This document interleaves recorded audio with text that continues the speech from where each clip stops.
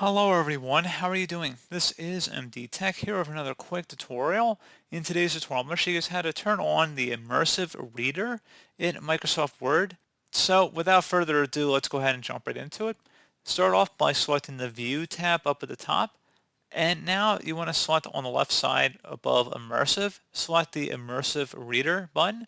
Switch to an immersive editing experience that helps improve your reading skills. Adjust how text is displayed and have text read aloud to you. Go ahead and select that. So there you go, guys. Now you can adjust different settings here, such as the column width.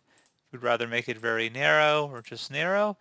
And you can adjust the page color as well for your preferred reading pleasure.